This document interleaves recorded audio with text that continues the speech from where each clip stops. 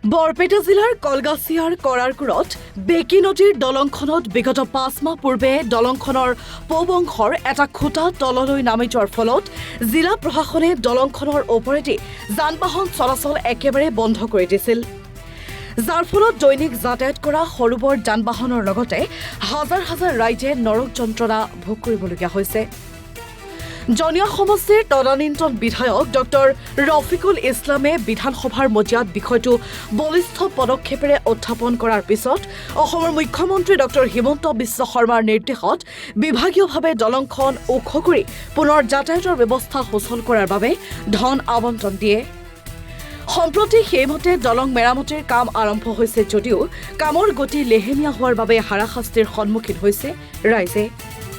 এই ক্ষেত্ৰত স্কুল কলেজীয়া ছাত্ৰ-ছাত্ৰী, চাকৰিজীৱী, ব্যৱসায়ী আৰু ৰোগীসকলৰ বাবে সৃষ্টি হৈছে চৰম অসুবিধাৰ।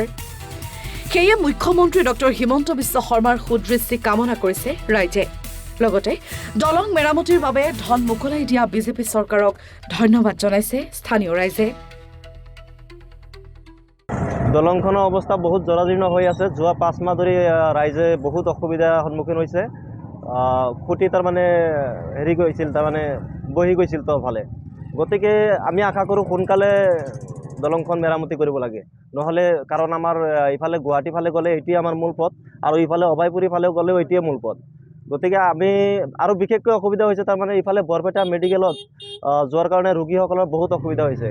আমি যদি ৰোগী বেমাৰীক লৈ যাব ইচ্ছা কৰোঁ তেনেহ'লে ইফালেদি গ'লে সৰভোগ ফালেদি গ'লে 50 কিলোমিটাৰ যাব লাগে আৰু ইফালেদি গ'লে 12 কিলোমিটাৰ হ'লে হৈ যায়। তাৰমানে আজি দলংখনৰ অসুবিধাৰ কাৰণে আজি চিধা মানে শ্বৰ্টকাট যাব পৰা নাই।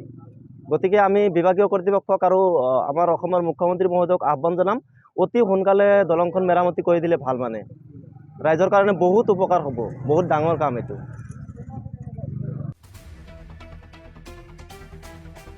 কলগাছিয়াৰ পৰা সৰ্বিশালীৰ ৰিপৰ্ট, এনি ভাৰত 24।